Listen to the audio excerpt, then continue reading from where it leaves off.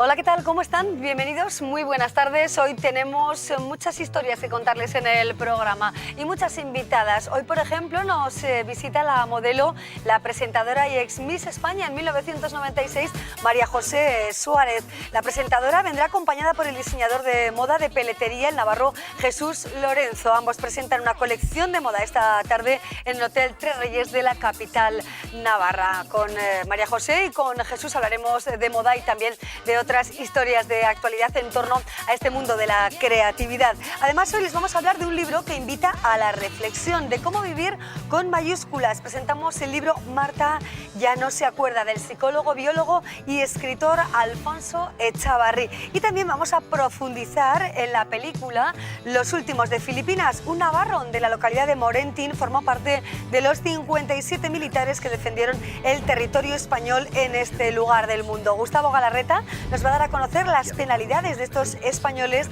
durante más de 300 días de resistencia. Y en nuestra sección de salud vamos a hablar de la unidad de cuidados paliativos del Hospital San Juan de Dios de Pamplona, que cumple precisamente 25 años y que ha atendido a 8.500 pacientes. Estas son las propuestas que les ofrecemos en el programa de hoy. Comenzamos.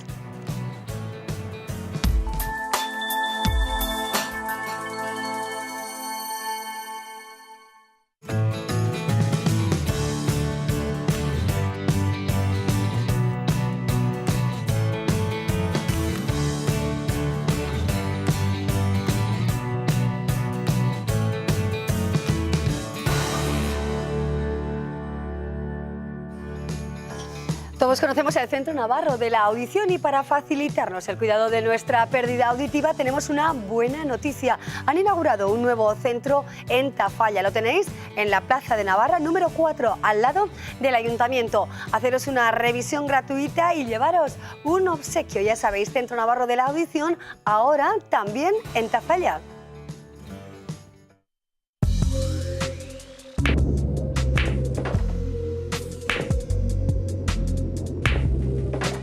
Volver a entender no es cuestión de suerte. Centro Navarro de la Audición. Hoy hablamos del Hospital San Juan de Dios, de ese 25 aniversario de la unidad de cuidados paliativos que se puso en marcha con apenas 19 camas y que ahora cuenta con más de 50 profesionales. Dos de los profesionales del Hospital San Juan de Dios están hoy con nosotros. Vamos a compartir parte de la tarde con Yolanda Santesteban, es psicóloga de la sección de cuidados a domicilio. ¿Qué tal, Yolanda? Bienvenida, muy buenas tardes. Muchas gracias. Gracias por acompañarnos. También con nosotros está Miren Martínez, responsable de enfermería. ¿Qué tal, Miren? ¿Cómo estás? Buenas tardes, muy bien. Felicidades por esos 25 años. Gracias.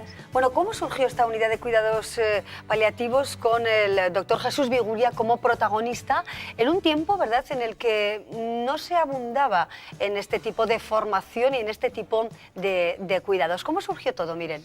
Pues hacia 1991, ¿no?, había una necesidad en Navarra y los hermanos de San Juan de Dios vieron necesarios crear una unidad. Los primeros pacientes que se atendieron eran pacientes con SIDA. Y luego ya, bueno, las necesidades fueron llevándonos a ir atendiendo a pacientes oncológicos y en 1992 fue cuando empezaron a funcionar con 19 camas, como bien has dicho. Bueno, todo efectivamente ha ido progresando, daba ese dato de los 53 profesionales, ahora con 30 camas y con diferentes especialidades, podríamos decir así, ¿verdad? ¿Qué tipo de trabajo sanitario y también emocional, psicológico se lleva a cabo en esta unidad, Yolanda?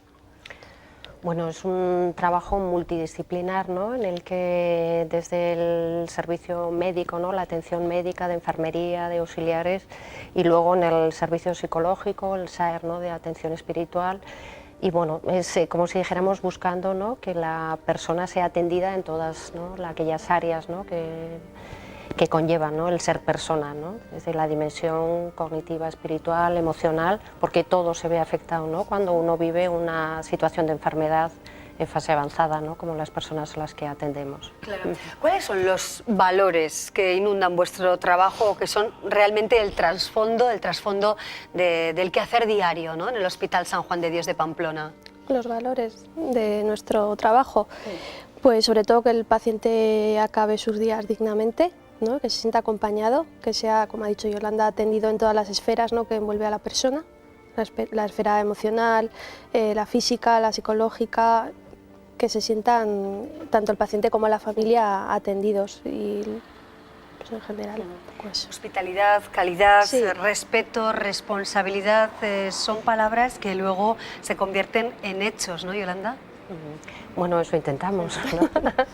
Eso intentamos, ¿no? No es, sobre todo yo creo que desde la intención de conocer a la persona, ¿no? En sus necesidades y de acompañar a la persona en aquellos que sean sus valores principales, ¿no? Entonces ese acercamiento, ese intentar conocer sus valores para, como si dijéramos, desde nuestra hospitalidad, cercanía y atención a eso, pues intentar, ¿no? Aliviar al máximo, ¿no? Su sufrimiento, ¿no? Y además del control de síntomas, ¿no? Claro. Son situaciones delicadas, sin duda, las que se viven, y creo que ha avanzado también mucho la forma de hablar con el paciente, de comunicarle su diagnóstico, de plantearle su situación, ¿no?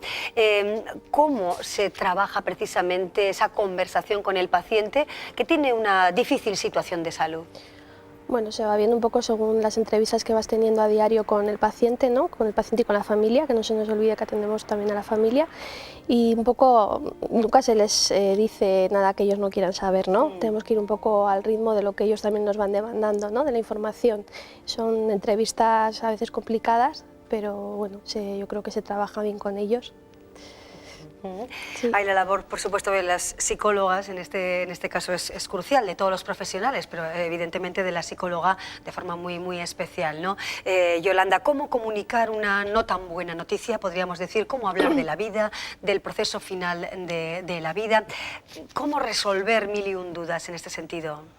Bueno, en principio, quiero decir, para cuando un paciente y su familia, ¿no? Llegan a nuestro servicio, y hablo ahora, ¿no? desde mi atención a domicilio, ya llevan un recorrido, como si dijéramos. Entonces, de inicio lo que buscamos o nuestro trabajo es facilitar, ¿no? Una comunicación abierta entre ellos, ¿no? Paciente, familia y con nosotros, para explorar en un momento dado, bueno, lo que conocen, lo que quieren saber, lo que necesitan saber, pero entendiendo siempre que la información es un proceso, no es un momento. Por eso, como decía Miren, ¿no? el seguir el ritmo, ¿no? De la necesidad del paciente y la familia, hay que ir con mucha prudencia y con mucho cuidado, ¿no? Porque ya vienen, como si dijéramos, ¿no? Con un recorrido hecho. Claro.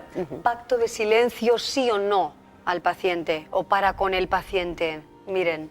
En cada paciente y cada familia es un mundo, y como estamos diciendo, las necesidades de cada uno vamos informando según el paciente va demandando. Sí, sí, sí. Desde luego hablar seguramente también propicia la confianza, bueno, se generan otros momentos, ¿no? Hablando y evitando un silencio muy rotundo, ¿es así? Sí, sí. Porque lo que tenemos comprobado es que de alguna forma el vivir una situación de estas, una enfermedad en soledad, ¿no? o sin poder hablar, bien sea por protección, porque muchas veces, ¿no? La familia no quiere, ¿no? Hablar de determinados temas, pues porque se piensa que el paciente va a sufrir más, o al revés, ¿no? El paciente protege a la familia, pero sí que vemos que si no se habla, si no hay o no se intenta una comunicación lo más abierta, corremos el riesgo, ¿no? De que se vivan situaciones de aislamiento y de que se vivan como islotes, ¿no? Y eso genera o añade más dolor al que ya puede haber, ¿no? Sí, quizá bueno, nos puede resultar más fácil conocer o ver de cerca o intuir la labor que se desarrolla en el propio Hospital San Juan de Dios, y quizá puede haber más dudas en cómo es la atención a domicilio. Yolanda, ¿podrías explicarnos un poco cómo es precisamente el cuidado y la atención en casa? Bien, bueno, en principio cuando hay una derivación de un paciente, ¿no? Y su familia al servicio de paliativos, nosotros actuamos de soporte de atención primaria, ¿no? Y también en coordinación con oncología, neurología, etcétera. Entonces, en principio normalmente suelen entrar el equipo que llamamos los ESAD, que son el equipo de soporte a domicilio, que está formado por médico y enfermera, ¿no? Y ahí hacen, ¿no? Una valoración primera de la situación, de cómo está, y a partir de ahí, no siempre, pero dan entrada al EAPS, que somos el equipo de apoyo psicológico. Otras veces, cuando el médico de atención primaria, por ejemplo, ¿no? Entiende que la situación física, que hay una estabilidad y está controlado, pero hay una necesidad, ¿no? De soporte psicológico, bien del paciente o bien de la familia, porque hay situaciones de ansiedad o una sintomatología, ¿no? Del tipo que sea más psicológica, pues entonces nos da paso a nosotros. Entonces se va a domicilio, ¿no? y bueno, ahí entramos ya en trabajo. Efectivamente. La labor docente es importante también que la reseñemos en el Hospital San Juan de Dios. Se está trabajando mucho con diferentes colegios. ¿Y en qué líneas, Miren? Bueno, la línea es un poco, yo creo que la sociedad, ¿no?, navarra naturaliza un poco el tema de la muerte, ¿no?, que es un tema tabú en todos los ámbitos, pero es importante. Estamos intentando desde la enseñanza, ¿no?, también con los niños, pues que lo vayan viendo como algo natural, ¿no?, que es algo más de la vida.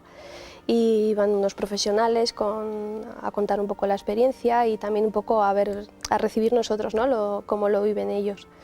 Claro, es importante, ¿no?, esa labor, sobre todo bueno, en nuestra sociedad, en la que quizás no estamos tan acostumbrados, así como en otras sociedades sí, a vivir la muerte como el proceso final de la vida, ¿no?, de alguna manera a aceptar que alguna vez, bueno, pues la vida que conocemos pues concluye, ¿no, Yolanda? ¿Qué sensaciones tenéis con los más pequeños, ¿no?, con los escolares en relación a este tema? ¿Qué respuestas encontráis, ¿no?, en los más jóvenes de la sociedad? Bueno, yo creo que una vez que se les da voz, ¿no?, yo no soy psicóloga infantil, sí, pero nos toca también, ¿no?, atender a niños y orientar a los padres, ¿no?, o familias, ¿no?, en torno a ellos. Lo que vemos es que son mucho más naturales, ¿no?, y tenemos mucho que aprender de ellos. Sí se les da voz, que eso es un poco lo que buscamos, que se les dé voz, que de alguna forma aprender también de ellos, y a veces tienen respuestas, pues bueno, ¿no?, que nos sorprenden también. ¿Qué futuros objetivos tiene el hospital? Uy. ¿O la unidad? ¿O a qué se aspira de alguna manera? Miren. Pues no sé cómo decir, no sé, a seguir llevando los cuidados paliativos y que todo el mundo, no solo los pacientes oncológicos, tengan una muerte digna al final, ¿no?, de sus días, sino que los cuidados paliativos son muy extensos a muchas áreas, ¿no?, de salud. Y yo creo que eso sería el objetivo. Claro, todos contigo, ¿no? Es uno de los lemas en los que vosotros también os veis insertados, por decirlo de algún modo, ¿no, Yolanda? ¿Qué quiere decir todos contigo? Bueno, de alguna forma yo creo que es como que la persona sienta, ¿no?, que tiene a alguien a su lado, ¿no?, es el tú me importas, ¿no?, que nos sienta que estamos a su lado, ¿no?, para aquello que lo necesite y que le podamos, ¿no?, obviamente dar, ¿no? Bueno, pues una frase que también nos recuerda un poco al contenido de nuestro programa, ¿no?, que por supuesto nos importan estos temas de los que hay que hablar, debemos hablar y debemos desde luego interiorizar, ¿no?, porque algún día pues también nos sucederá. Miren y Yolanda, muchísimas gracias a vosotras, a todo el equipo del Hospital San Juan de Dios, con ese trabajo tan increíble, ¿no?, que desarrolláis. Muchísimas gracias. Hasta aquí nuestro apartado de salud, con él comenzamos hoy el programa.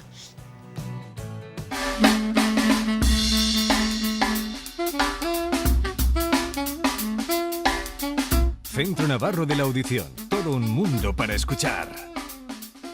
Todos contigo, hablábamos de ese lema con nuestras invitadas. Me importas tú es nuestro programa y en Me importas tú, ya saben, hablamos de muchas cosas de la vida, de la muerte, de la literatura, del cine. Bueno, pues bien, ahora hablamos de cine y de una película que de alguna manera nos acerca a una localidad navarra como es Morentín. Vamos a ver el tráiler de los últimos de Filipinas y les vamos a contar cómo un navarro participó en esta gesta en la que, bueno, 57 personas sufrieron durante 300 días para mantener o defender un territorio español. Lo vemos. La primera vez que oí hablar de Valer tenía 20 años. Me dijeron que era un sitio maldito y habitado por rebeldes sanguinarios que odiaban España. ¿Es tu primera guerra? Pues ten cuidado porque envicia. ¿El qué envicia? Matar. Aún no lo sabía, pero estábamos destinados a ser los últimos de Filipinas. Son muy jóvenes, muy inexpertos, muy torpes. Bienvenidos a Valer. La comandancia en Manila no nos podrá enviar más suministros.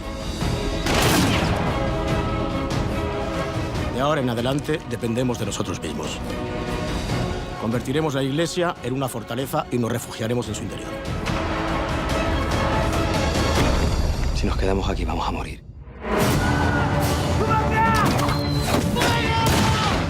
Somos 50 tipos acojonados metidos en una iglesia. Podemos aguantar. Los primeros días son los peores. está pasando? Es la comida. Quieren que entreguemos las armas. No hay imperio, ni gloria que defender. Mi guerra no es con vosotros. Aquí nadie se va a rendir. En la guerra hay dos tipos de militares. Los que quieren medallas y los que quieren volver. Vengo a transmitirle la orden para que entregue esta plaza. Sálvelos. Si es cierto lo que dice este documento, llevamos casi un año luchando por gusto. ¡Están mintiendo! ¡No lo sabemos! Nosotros les importamos una mierda.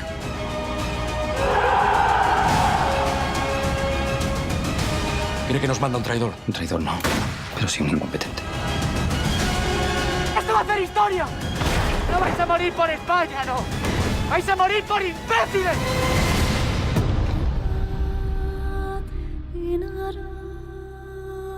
Los últimos de Filipinas, una película que, como acaban de leer o de ver, se estrena o está ya en los cines de nuestro país y también aquí en Pamplona, y que de alguna manera nos vincula, bueno, pues vincula el episodio histórico con Navarra. Gustavo Galarreta nos va a contar bien este episodio, ha visto la película, ve también, bueno, pues cómo se ha ido contando en la película la realidad, la parte que está más ficcionada, pero sobre todo el vínculo de esos militares, de estas personas que defendieron territorio español en Filipinas en 1898, el vínculo navarro con esta historia. ¿Qué tal, Gustavo? Bienvenido. Hola, buenas tardes. Buenas tardes. Bueno, pues casi vamos a hacer crítica de cine hoy, ¿no? Pues sí, una dupla, ¿no?, entre lo que es crítica de cine y Eso un poco de es. episodios o pasajes de la historia navarra. Así es. Bueno, en primer lugar vamos a contar qué pasó. Los últimos de Filipinas, una frase, ¿verdad? Sí. Por todos conocida, pero quizás no sabemos el trasfondo de todo esto. Época, historia, como decíamos, Sí. 1898, 57 militares españoles defendiendo un territorio en Baler, en Filipinas. Sí, ¿verdad? en la isla de Luzón. Ujú. En aquella época, pues el contexto histórico era que, pues bueno, los territorios de ultramar de España, pues bueno, estaba Cuba, Puerto Rico y Filipinas. En Filipinas, pues la política del gobierno español en aquella época era más o menos, pues ir un poco quitando personal de los destacamentos que había en Filipinas, y entonces a los componentes del grupo expedicionario de esos 57 soldados se les encomendó la importante misión de relevar al destacamento de Baler. ¿Cuál era la cosa? El problema era que los 400 que había en Baler iban a ser relevados por 50 personas. Sí. Eso dice mucho de la Sí, sí. trayectoria que llevaba la política española. Pues bueno, después de realizar el relevo de esas 400 personas, esas 50 personas, más de 50 personas, se quedan al cargo del destacamento de Baler.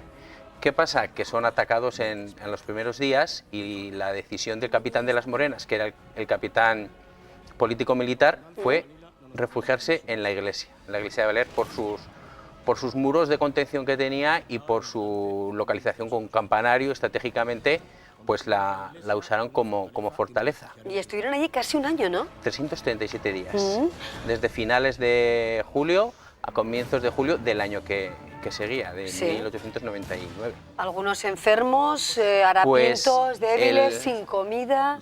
El tema sobre todo fue el beriberi. El beriberi es la falta de vitamina B, que por causa de no ingerir alimentos con los suficientes vitaminas, pues bueno, la gente iba enfermando de beriberi, que al final lo que hacía era mermar la salud de todos los soldados.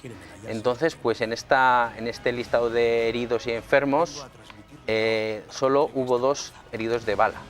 Y esos 2 heridos de balas, uno se llamaba Julián Galvete y Sí. Turmendi, un soldado navarro de la localidad de Morentin, de Tierra Estella. Sí. Entonces ahí viene el hilo conductor entre lo que es la relación de Navarra con Eso este es. episodio histórico tan importante para España. ¿Y quedan descendientes de esta persona, Pues de este en señor, la de Julián Galvete? En la actualidad ya no quedan en Morentin descendientes directos. El último fue un sobrino suyo, un sobrino carnal, que murió hace unos meses, y sí vivía pues en Morentin su hermano. Julián fue el segundo de 7 hermanos, y durante su vida en el pueblo, pues bueno, ha quedado reflejado que su abuelo era sastre, que bueno, pues tenía bastante relación su familia en la localidad de Morentin, pero en la actualidad sus descendientes viven en Barcelona. Ajá. Bueno, curioso desde luego. No sé si alguna vez se ha reconocido a esta persona, la labor En Navarra- desarrollada o en Navarra no ha el quedado trágico final. En Navarra no ha quedado reflejado ningún acto de reconocimiento a Julián Galvete y Turmendi, pero sí en su día, pues bueno, pues quedó reflejado ese valor con la distinción de la Cruz al Mérito Militar. ¿Qué situación mundial se vivía y cómo se describe también esa situación compleja en la película? Pues la complejidad de este hecho histórico radica en que pues, el sitio comenzó dentro de la revolución de los filipinos contra la colonia española, pues se empezó en junio, a finales de junio fue el primer ataque, pues en diciembre de ese mismo año en París se firmó el Tratado de Paz entre lo que es Estados Unidos y España, que lo que hacía era España ceder a Estados Unidos la colonia de Filipinas. Entonces, desde diciembre del 98 hasta junio del 99, todo ese ciclo de meses, los españoles estuvieron defendiendo una tierra que no era suya. Bueno, esa es la historia vivida y bueno, que nos acerca de alguna manera más a esta película, con Luis Tosar como uno de los protagonistas. Vamos a mirar un poco la película, que seguramente muchas personas verán este fin de semana, y vemos cuál es quizá la parte mejor reflejada, la que tiene bueno, más licencias o menos cercanía al apartado histórico, ¿no? La historia menos fidedigna, ¿no? Es importante decir que los hechos que se narran son hechos reales, pero ya al principio de la película indica que bueno, la historia es real, pero bueno, que el director se permite unas licencias. Hay licencias que, pues bueno, la incorporación de, por ejemplo, la incorporación de un sargento que tiene un peso muy importante en la película, pero ese sargento nunca existió, porque en la película indica que el sargento lo que era quedarse de un destacamento anterior, y no quedó nadie del destacamento anterior, sino los 50 que había eran de la nueva expedición. ¿Qué más licencias se permite? Por ejemplo, se ve la oscuridad, ¿no? La oscuridad de la iglesia, donde aguantaron casi un año. Esa oscuridad no es tal porque, como se anota en el libro en el diario de guerra del general Martín Cerezo, que es quien capitaneaba, pues el techo se les cayó por 2 ocasiones. Entonces estaban expuestos al sol y a la luz y a la intemperie en todo momento. Luego también me gustaría hacer un hincapié en que, por ejemplo, la imagen de 2 frailes franciscanos que después de empezar el asedio se incorporaron al grupo de personas que estaban siendo asediados. Entonces esa pequeña anécdota no sale en la película, pero sí es importante de que alguien está viendo que hay una población, un grupo militar asediado, y se incorpora a ese asedio. Pidieron licencia, se les permitió y se incorporaron dentro de lo que es el destacamento asediado. Y la verdad que la película refleja muy bien el sentimiento de que España era algo más que una nación, que era un imperio, ¿no? Y no se creían cómo un imperio podía caer de la noche a la mañana y dejarlos abandonados a su suerte en una isla en la cual, por ejemplo, se data en aquella época, pues España podía tener destacada en Filipinas a unas 18.000 personas. Un contingente de 18.000 soldados. No se creían que a esos 50 personas se les dejaba abandonadas a su suerte. ¿Qué pasó? Que hubo varias expediciones de rescate, una de ellas protagonizada por soldados americanos. ¿Qué pasó con los soldados americanos? Que en esa época ya estaban en guerra con la que es la rebelión filipina y fueron masacrados por los soldados filipinos. Bueno, un cúmulo de circunstancias que impidió el rápido rescate de estas personas y también, que tuvieran que pasar tantos días, ¿no? También abandonados. Es importante indicar que desde Manila se enviaron varias expediciones indicándole al teniente Martín Cerezo de que sí, que realmente ya la guerra había acabado, que ya no servía para nada mantener esa situación de ser asediado, perdón, y él no se lo creyó. No se lo creyó en ningún momento. Entonces eso lo refleja muy bien la película, es decir, no soy capaz de creer cómo un imperio como España nos deja abandonados a nuestra suerte. Y entonces esa situación, esos miedos, esas incertidumbres, pues bueno, se ven reflejados posteriormente en deserciones. Sí. ¿Dónde ha sido rodada la película? Tú que ya la has desmenuzado bien. Ha sido rodada en Guinea, y en Canarias. Y en Canarias, ajá. En ningún caso hay escenas de la isla de Luzón, en Filipinas, cerca de Manila. No entiendo, no sé el por qué, pero ha sido rodada en Guinea y en Canarias. El tema de paisajes, tema de lo que es el contexto natural es muy similar. Yo he visto zonas de Filipinas y he visto vídeos de la actualidad, de cómo se encuentra la que es la iglesia de Baler, donde está enterrado Julián Galvete, y es muy similar. La verdad que el contexto natural lo hacen muy bien en la película. ¿Y cómo llegó, no?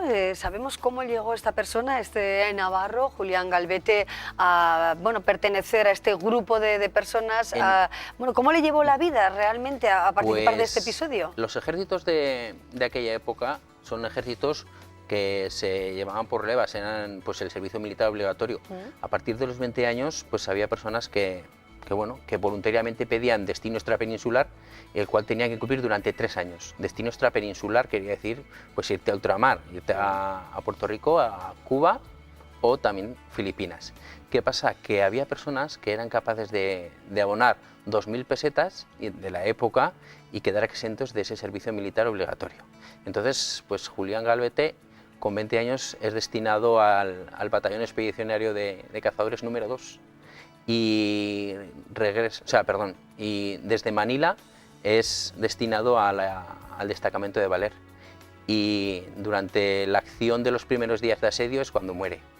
Es la primera persona que es enterrada desde el asedio y el teniente segundo, ya que ascendió a general, el teniente Martín Cerezo lo entierra con el número 1 y en su plano, en su croquis de cómo fue el asedio, la tumba de Julián está reflejada con el número 1 en la posición, y a día de hoy todavía se mantiene y hay una placa que lo nombra así. Que lo recuerda. Gustavo Galarreta, muchísimas gracias por acercarnos a esta historia dentro de una gran historia como fue la protagonizada por estos 57 soldados españoles que trataron de defender, como decimos, el territorio español cerca de Manila, unos 200 kilómetros aproximadamente, ¿verdad? Sí. 1898 corría, 1996, 1898, siglo XIX.